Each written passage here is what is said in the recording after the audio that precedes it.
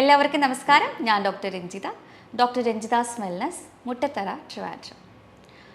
നമ്മുടെ ശരീരത്തിലെ നിറം വർദ്ധിക്കാൻ ഗ്ലൂട്ടാത്തയോൺ സഹായിക്കുമോ?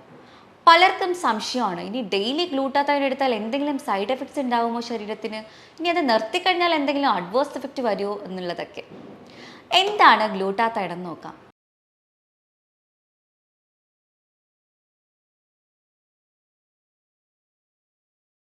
നമ്മുടെ ലിവർ പ്രൊഡ്യൂസ് ചെയ്യുന്ന ഒരു ആൻറ്റി ഓക്സിഡൻറ്റ്, ഒരു മേജറായിട്ടുള്ള ആൻറ്റി ഓക്സിഡൻ്റ് ആണ് ഗ്ലൂട്ടാത്തയോൺ. ഗ്ലൂട്ടാത്തയോൺ നമ്മുടെ ശരീരത്തിൽ കുറയുമ്പോഴാണ് നമുക്ക് കരിവാളിപ്പ്, അതായത് മെലാസ്മ എന്ന് പറയും, അവിടെയായിട്ട് ഫേസിലും ചീക്സിൻ്റെ സൈഡിലൊക്കെ ആയിട്ട് കരിവാളിപ്പ്, കറുത്ത പാടുകളായിട്ട് വന്നു തുടങ്ങുന്നത്, മുടി വേഗത്തിൽ നരച്ചു പോകുന്നത്, പലതരം പാടുകൾ അവിടെയായിട്ട് സ്കിന്നിൽ കാണുന്നതൊക്കെ. അപ്പോൾ നമുക്കറിയാം, നമ്മുടെ ലിവർ ആണല്ലോ ഇത് പ്രൊഡ്യൂസ് ചെയ്യുന്നത്. ഒരു 30 വയസ്സ് കഴിയുമ്പോൾ തന്നെ നമുക്ക് ഈ ഒരു പ്രൊഡക്ഷനിലൊക്കെ ഒരു ചെറിയ കുറവ് വരും. പ്രത്യേകിച്ച് നിങ്ങൾക്ക് എന്തെങ്കിലും ഫാറ്റി ലിവർ പ്രശ്നങ്ങളൊക്കെ ഉണ്ടെങ്കിൽ ലിവർ കറക്റ്റായിട്ട് ഈ ഒരു ഗ്ലൂട്ടാത്തയോൺ പ്രൊഡ്യൂസ് ചെയ്യത്തില്ല. നമ്മുടെ ശരീരത്തിൽ 2 തരത്തിലാണ് മെലാനിൻ പ്രൊഡക്ഷൻ ഉള്ളത്. അതൊന്ന് മനസ്സിലാക്കുക. ഒന്ന് ഫ്യൂ മെലാനിൻ, മറ്റൊന്ന് യു മെലാനിൻ. ഫ്യൂ മെലാനിൻ എന്ന് പറയുന്നത് വെളുത്ത സ്കിൻ ടോൺ ഉള്ളവർക്ക് കൂടുതലായിട്ടും ഈ ഫ്യൂ മെലാനിൻ ആണ് പ്രൊഡ്യൂസ് ചെയ്യുന്നത്. ഡാർക്കർ സ്കിൻ, ഇരുണ്ട നിറമാണെന്നുണ്ടെങ്കിൽ അവർക്ക് യു മെലാനിൻ ആയിരിക്കും പ്രൊഡ്യൂസ് ചെയ്യുന്നത്. അപ്പോൾ ഈ ഗ്ലൂട്ടാത്തയോൺ എടുക്കുന്ന വഴിക്ക് ഈ മെലാനിൻ സിന്തസിസിനെ ഒന്ന് കുറയ്ക്കാനും ഫ്യൂ മെലാനിൻ്റെ അളവ് വർദ്ധിപ്പിക്കാനും നമുക്ക് സാധിക്കുന്നതാണ്. ഞാൻ പറഞ്ഞു, നമ്മൾക്ക് ആൻറ്റി ഓക്സിഡൻസ് പലതരത്തിലുണ്ട്. അതിൽ ഏറ്റവും മേജറായിട്ടുള്ളതാണ് ഗ്ലൂട്ടാത്തയോൺ എന്ന് പറയുന്നത്. ഇനി വൈറ്റമിൻ സി ഉണ്ട്, വൈറ്റമിൻ ഇ ഉണ്ട്, അതുപോലെ തന്നെ സെലീനിയം, അതൊക്കെ നമുക്ക് നല്ല രീതിക്ക് ഒരു ആൻറ്റി ഓക്സിഡൻറ്റ് തന്നെയാണ്. പക്ഷേ ഏറ്റവും നമ്മുടെ 80% നമ്മുടെ ഫ്രീ റാഡിക്കൽസിനെ റിമൂവ് ചെയ്യുന്നതും ഗ്ലൂട്ടാത്തയോൺ തന്നെയാണ്. അപ്പോൾ എങ്ങനെയാണ് നമ്മുടെ ശരീരത്തിൽ ഈ പാടുകൾ വരുന്നത് നമുക്കൊന്ന് നോക്കിയാലോ.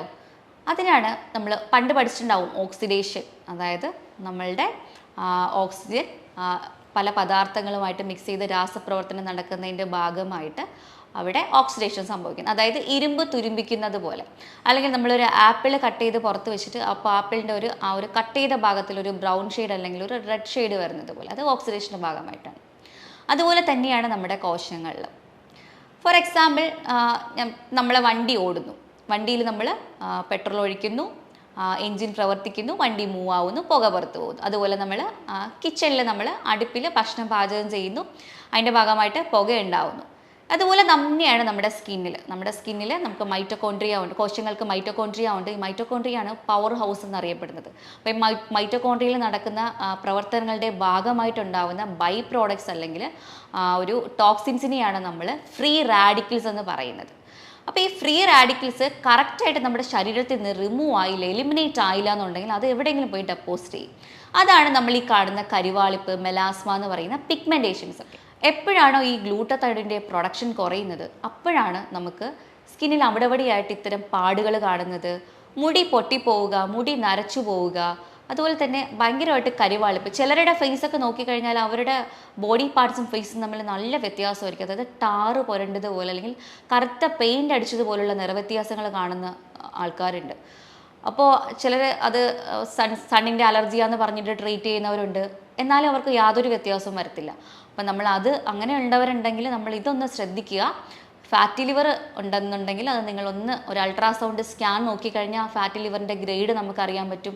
ഇനി അതിലെന്തെങ്കിലും ഫൈബ്രോസിസ് ഉണ്ടെങ്കിലോ സിറോസിസ് ഉണ്ടെങ്കിലോ ഒക്കെ നമുക്കത് കണ്ടുപിടിക്കാൻ സാധിക്കും. അതിൻ്റെ കൂടെ LFT എന്ന് പറയുന്ന ഒരു ലിവർ ഫംഗ്ഷൻ ടെസ്റ്റ്, ബ്ലഡ് ടെസ്റ്റും കൂടെ ചെയ്ത് നോക്കിക്കഴിഞ്ഞാൽ ലിവർ എൻസൈംസും കാര്യങ്ങളൊക്കെ എങ്ങനെയാണ് പ്രവർത്തിക്കുന്നത് എന്നുള്ളതൊക്കെ നമുക്ക് കണ്ടുപിടിക്കാൻ സാധിക്കും.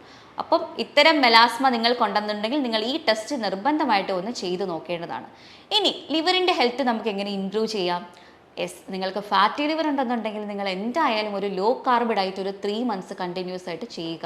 അതായത് അരിയാഹാരം, അന്നജം നന്നായിട്ട് ഭക്ഷണത്തിൽ നിന്ന് കുറയ്ക്കുക, നന്നായിട്ട് വെജിറ്റബിൾസും ഫ്രൂട്ട്സും പ്രോട്ടീൻസും കഴിക്കുക, മധുര പലഹാരങ്ങളും ബേക്കറി ഐറ്റംസും കഴിവതും ഒഴിവാക്കുക. അതായത് വെളുത്ത പഞ്ചസാര ഒരു വെളുത്ത വിഷമാണെന്ന് പറയുന്ന പോലെ എന്തായാലും പഞ്ചസാര നമ്മൾ ഡയറ്റിൽ നിന്ന് ഒഴിവാക്കാൻ വേണ്ടിയിട്ട് ശ്രമിക്കുക. നമ്മളിങ്ങനെ ചെയ്ത് നമുക്കൊരു എക്സസൈസും ഒരു ഹെൽത്തി ആയിട്ടുള്ളൊരു വേയിൽ നമ്മുടെ ലൈഫ് സ്റ്റൈൽ കൊണ്ടുപോയി കഴിഞ്ഞാൽ നമുക്ക് ഫാറ്റി ലിവറിനെ ഉടനെ റിവേഴ്സ് ചെയ്യാൻ പറ്റും. ഈ ഫാറ്റി ലിവർ റിവേഴ്സ് ആയി കഴിഞ്ഞു കഴിഞ്ഞാൽ ഓട്ടോമാറ്റിക്കലി നമ്മുടെ ശരീരം തന്നെ ഗ്ലൂട്ടാത്തയോണിനെ പ്രൊഡ്യൂസ് ചെയ്ത് തുടങ്ങും. അപ്പോൾ ഈ ഗ്ലൂട്ടാത്തയോൺ ഉണ്ടാക്കിയിരിക്കുന്നത് 3 തരം അമിനോ ആസിഡ്സ് കൊണ്ടിട്ടാണ്. അത് ഏതൊക്കെയാണെന്ന് വെച്ചാൽ സിസ്റ്റിൻ ആൻഡ് ഗ്ലൈസിൻ, ഗ്ലൂട്ടമൈൻ എന്ന് പറയുന്ന 3 അമിനോ ആസിഡ്സ് കൊണ്ടിട്ടാണ് ഈ ഒരു എന്താ പറയുക ഗ്ലൂട്ടത്തൈൻ ഉണ്ടാക്കിയിരിക്കുന്നത്. അപ്പോൾ ഈ അമിനോ ആസിഡ്സിൻ്റെ അളവ് നമ്മൾക്ക് നമ്മുടെ ലിവറിൽ കൂട്ടിക്കഴിഞ്ഞാൽ ഓട്ടോമാറ്റിക്കലി നമ്മളെ ലിവർ തന്നെ ഈ ഒരു ഗ്ലൂട്ടത്തൈൻ പ്രൊഡക്ഷനെ ഇംപ്രൂവ് ചെയ്യും. അപ്പോൾ നമ്മൾ അതിന് വേണ്ടിയിട്ട് കഴിക്കാവുന്ന ഭക്ഷണങ്ങൾ എന്തൊക്കെയാണെന്ന് നോക്കിയാലോ. ഈ സിസ്റ്റൈൻ കൂടുതലായിട്ട് അടങ്ങിയിരിക്കുന്നത് കൂടുതലായിട്ടും ഈ ക്രൂസിഫറസ് വെജിറ്റബിൾസ് എന്ന് പറയുന്ന ക്യാബേജ്, ബ്രൊക്കോലി, കോളിഫ്ലവറിൽ സൾഫർ കണ്ടൻറ്റ് കൂടുതലുള്ള ഉള്ളിയിലും സവോളയിലും ഒക്കെയാണ്. അപ്പോൾ അതിൻ്റെ അളവ് നിങ്ങളൊന്ന് കൂടുതലായിട്ട് കഴിക്കുക.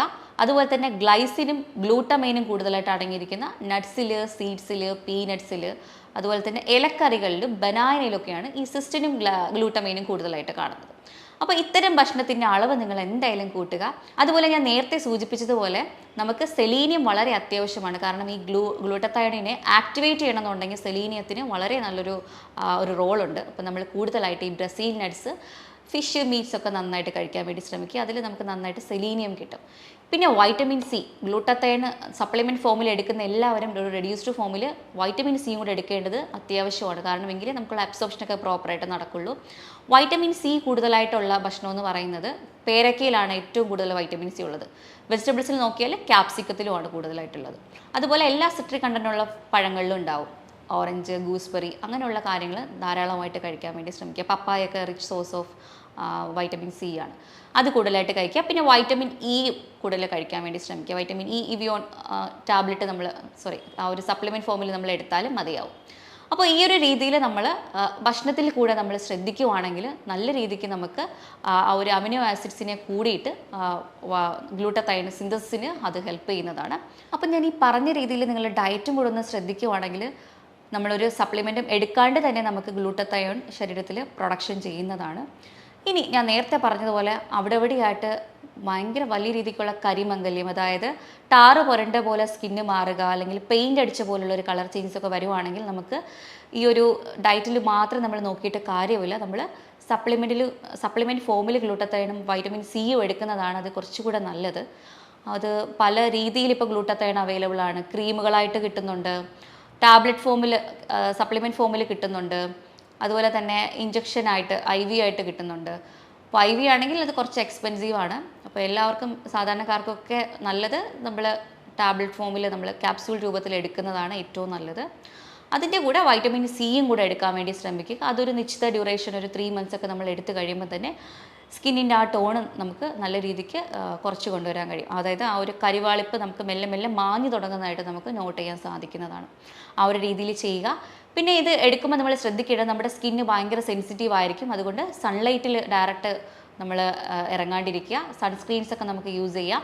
മോയ്സ്ചറൈസർ കാര്യങ്ങളൊക്കെ അലോവേരയുടെ മോയ്സ്ചറൈസറോ അങ്ങനെ എന്തെങ്കിലും നമുക്ക് യൂസ് ചെയ്യാം. ഇൻ കേസ് നമ്മൾ പുറത്തൊക്കെ പോയിട്ട് വരുവാണെങ്കിൽ ചിലർക്ക് ഈ ഒരു ബേണിംഗ് പെയിനൊക്കെ തോന്നും ഫേസിലൊക്കെ. അപ്പോൾ നമ്മളൊരു ഐസൊക്കെ എടുത്തിട്ട് ഒന്നൊരു കോട്ടണിലൊന്ന് പൊതിഞ്ഞെടുത്ത് ഒരു മസാജൊക്കെ നമുക്ക് കൊടുക്കുന്നത് നല്ലതാണ് ഇടയ്ക്കിടയ്ക്ക്. അതുപോലെ തന്നെ മോയ്സ്ചറൈസർ കറക്റ്റായിട്ട് അപ്ലൈ ചെയ്യാൻ ശ്രമിക്കുക. സൺസ്ക്രീനൊക്കെ തിരഞ്ഞെടുക്കുമ്പോൾ ഒരു SPF 50 വരെയുള്ള സൺസ്ക്രീൻ നമുക്ക് എടുത്ത് യൂസ് ചെയ്യാവുന്നതാണ്. ഇങ്ങനെ ചെയ്ത് ഈ ഒരു സപ്ലിമെൻറ്റേഷൻ ചെയ്യുവാണെങ്കിൽ നമുക്ക് നല്ല രീതിക്കുള്ളൊരു ചേഞ്ചസ് വരും. ഇനി നമുക്ക് നിറം കുറയാൻ പാടില്ല, അല്ലെങ്കിൽ ചെറിയ രീതിക്ക് ഒരു പിഗ്മെൻറ്റേഷൻ കരിവാളിപ്പ് നമുക്ക് ഉണ്ടെന്നുണ്ടെങ്കിൽ ഈ സപ്ലിമെൻ്റ് ചെയ്യുന്ന ആവശ്യമില്ല. നമുക്ക് ഞാൻ ഈ പറഞ്ഞ രീതിയിൽ ഡയറ്റ് ചെയ്യുമ്പോൾ തന്നെ നമുക്കത് ശരിയാക്കാൻ സാധിക്കുന്നതാണ്. അപ്പോൾ ഞാൻ ഈ പറഞ്ഞ കാര്യങ്ങൾ നിങ്ങളൊന്ന് വീട്ടിൽ ചെയ്ത് നോക്കുക. കൂടുതൽ എന്തെങ്കിലും അറിയണം എന്നുണ്ടെങ്കിൽ താഴെ കാണുന്ന നമ്പറിൽ നിങ്ങൾക്ക് കോൺടാക്റ്റ് ചെയ്യാവുന്നതാണ്. Thank you for watching. മറ്റൊരു വീഡിയോയുമായിട്ട് വീണ്ടും കാണാം.